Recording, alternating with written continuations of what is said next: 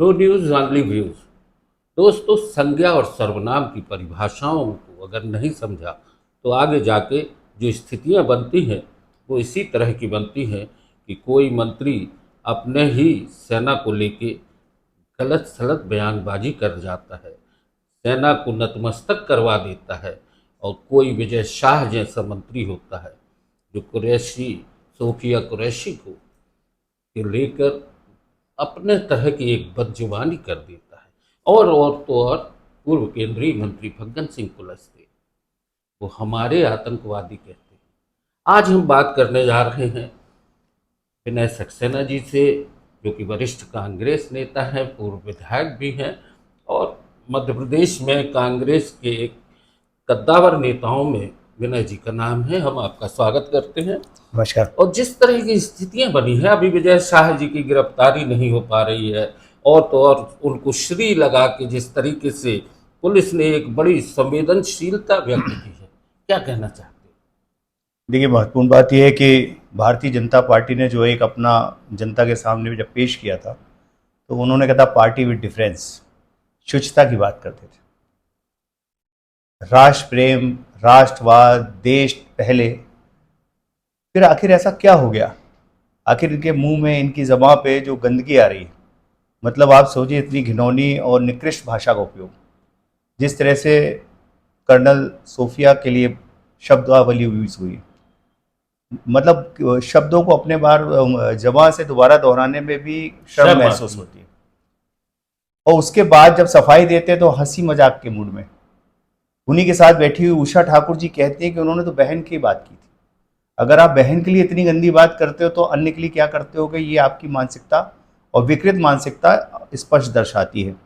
मेरा ये मानना है कि जिस तरह से मध्य प्रदेश शासन का रवैया रहा है, भारतीय जनता पार्टी का रवैया है, और उससे भी महत्वपूर्ण, जिस देश में भाजपा तो आज की तारीख में दो ही लोग चला रहे हैं, उनके जो बड़े नेता क्या उनको समझ में नहीं आता।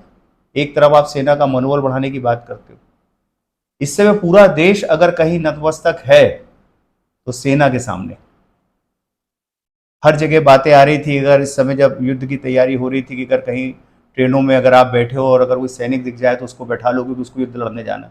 ये पूरे देश की भावना थी, और इस देश की जो भावना थी, क्या इसको नहीं समझ पा रहे? अगर देश की भावना नहीं समझ पा रहे तो स्पष्ट समझ में आता है कि इनका कोई एजेंडा है, और ये एजेंडा हम वर्षों से देखते आ रहे हैं, जातिगत एजेंडा, जाति में धर्म के नाम पे देश को बांटने का एजेंडा। अंग्रेजों ने भी यही काम किया, बांटने का, और वही बांटने का काम इसमें भारतीय जनता पार्टी कर रही है। जिस घिनौनी भाषा का, जिसको माननीय उच्च न्यायालय को कहना पड़ा, सबसे बड़ी बात है कि इस देश में कार्यपालिका विधायिका की क्या अधिकार क्षेत्र नहीं है? हिंदुस्तान में कांग्रेस का जो लोग ये महसूस कर चुके हैं कि स्वतंत्रता संग्राम में क्या हुआ था, आज उसके बाद जब देश आगे बढ़ रहा है, 75 साल क्रॉस कर चुके, अब अगर ये भाषा का उपयोग होगा तो हमारी नई पीढ़ी को हम क्या ज्ञान देने वाले? मुझे लगता है भाजपा का छिपा एजेंडा है जो जाति धर्म के नाम पे चलता रहता है और वो कभी खत्म होने का नाम नहीं ले रहा। जैसे युद्ध खत्म होने की बात आती है, सीज फायर होने चालू हो जाते हैं, बहन के बारे में गंदी भाषा का प्रयोग करते हैं, विकृत मानसिकता का प्रयोग करते हैं।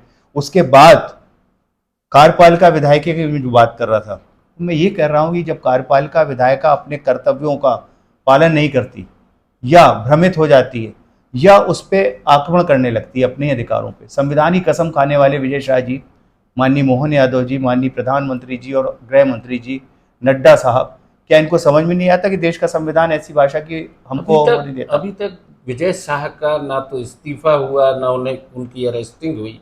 ये भी एक बड़ा सवाल बनता है। ना इस्तीफा हुआ है और ना अरेस्टिंग होगी। मोहन यादव जी की बात आप सुनी चुके हैं बीच पे कि क्यों होगी, कांग्रेस ही मांग करते रहे। ये कांग्रेस नहीं, ये देश मांग कर रही, माननीय उच्च न्यायालय मांग कर रहा है। उच्च न्यायालय किसका है? हमारा नहीं, ये तो पूरे देश का है। हर सुप्रीम कोर्ट किसका है? अरे हमारे संविधान के 4 स्तंभ हैं। आप लोग अगर अकर्मण्य हो गए, विधायिका और कार्यपालिका किसी काम के नहीं रह गए, तब जाके माननीय न्यायालय, जो कि हमारा स्तंभ है संविधान का, और इसीलिए हमारे लोग कहते हैं, माननीय राहुल गांधी जी कहते हैं कि देश संविधान से चलेगा, आपकी मनमानी से नहीं चलेगा, तानाशाही से नहीं चलेगा। और जब वो आपको कुछ कहती है तो आप उसका पालन भी नहीं कर रहे। आप जब एफआईआर लिख रहे हो तो उसमें श्री लिख रहे हो, धाराओं के साथ साथ आप घटना का उल्लेख नहीं कर रहे हो, उसकी सीडी और उसका जो रिकॉर्डिंग है उसको अभी तक जब्त नहीं किया गया, और ऊपर सफाई अलग पेश हो रही। उससे बढ़ के देवड़ा जी अब कहने लगे कि पूरा देश, सैनिक और पूरी सेना माननीय प्रधानमंत्री जी के चरणों में नतमस्तक है। आप किसका मनोबल गिरा रहे हो? ये उल्टी जो गंगा है, ये आप ही की पार्टी कह सकती है, और कोई देश का नागरिक भी। पार्टी की तो बात छोड़ो, मैं तो कहता हूँ देश के 140 करोड़ में एक आम आदमी से आप पूछ लो, बच्चे तक आजकल इस समय युद्ध के जो जोश में है, आवेश में है, जिस तरह से पाकिस्तान के खिलाफ है, उनसे आप पूछो, वो ऐसी भाषा का उपयोग गलती नहीं कर सकते। और हर बार कहते हैं हमारी जवान फिसल जाती है। अरे ऐसी कैसी जवान है भाई तुम्हारी? तो संविधान की कसम खा के और शपथ लेने के बाद अगर तुमको अपनी जबान पे कंट्रोल है तो मुंह बंद करके रखना सीखो, अपना मुंह बंद रखने की आदत सीख लो। और अगर नहीं रख सकते तो भाजपा का जो नेतृत्व है, शीर्ष नेतृत्व, इनके ऊपर कार्रवाई क्यों नहीं करता? अच्छा, ये तो बहुत से सवाल पूरा देश जानना चाहता है भारतीय जनता पार्टी से। कांग्रेस इस मुद्दे को लेके अब क्या करने जा रही है? देखिए, कांग्रेस तो सब जगह इसके खिलाफ आंदोलन चल रहे हैं। अभी तो विजय शाह जी थे, उषा ठाकुर जी का बयान आ गया, देवड़ा जी का बयान आ गया, उसके बाद अभी हमारे एक और पूर्व मंत्री, सतना के एक विधायक, पूर्व मंत्री जी का बयान और आया, मंडला के आदरणीय कुलस्ते साहब का। वो तो कह रहे हैं कि सब हमारे आतंकवादी थे। कई बार तो इस तरह के भी आरोप लक्ष्य में मैं नहीं कह रही है, वो कह रहे हैं हमारे आतंकवादी देश पे आ गए। पूरा देश एक सवाल जरूर पूछ रहा है इन सब बातों को भ्रमित करने के पीछे, कहीं ना कहीं वो जो 4 आतंकवादी जिसके आधार पर सीज फायर तो हो गया, लेकिन देश को क्या मिला?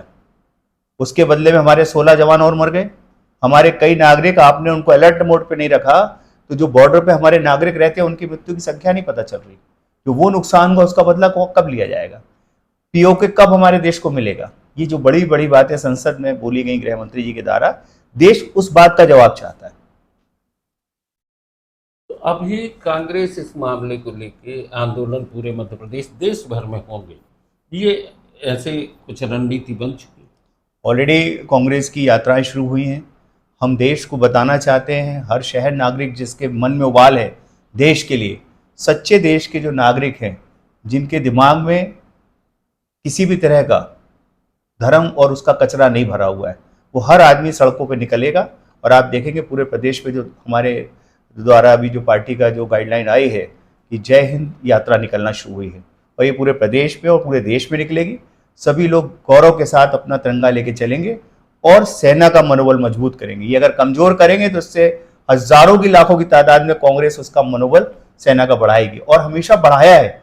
माननीय इंदिरा जी को देख लीजिए, लाल बहादुर शास्त्री जी को देख लीजिए, कद में छोटे थे, लेकिन जिस समय पाकिस्तान के लोगों ने कहा था कि अब दिल्ली आ जाएंगे, तो उन्होंने कहा था चिंता मत करो, हम आपका इस्तेमाल आपके ही देश में आगे करेंगे, और उन्होंने करके दिखा दिया था। सिर्फ बड़ी बड़ी बातें युद्ध में करना आसान बात होता, करके दिखाना अलग बात है। कांग्रेस करके दिखाएगी। दोस्तों, ऑपरेशन सिंदूर के बाद जिस तरह की स्थितियां बनी है, नेताओं के बयान सामने आ रहे हैं, जो अनर्गल बातें सामने आ रही हैं, उससे कहीं ना कहीं सेना का जो मनोबल है वो टूटता है। कर्नल शोभिया के लिए पूरा देश सम्मान से देख रहा है, और कांग्रेस ने जिस तरीके से बताया है कि अभी जय हिंद यात्रा निकलेगी और पूरे देश की महिलाएं, युवक, नौजवान, हर आदमी तिरंगा हाथ में लेके सेना का मनोबल बढ़ाएगा, ये उम्मीद भी है। और हम आपसे एक बात और कहना चाहेंगे, नो न्यूज़ ओनली व्यूज़, 7 जुलाई को हम अपना वार्षिक कार्यक्रम आयोजित करने जा रहे हैं। आपके सुझाव हम तक आएँ, इसकी हमें उम्मीद है। बहुत बहुत धन्यवाद। नमस्कार।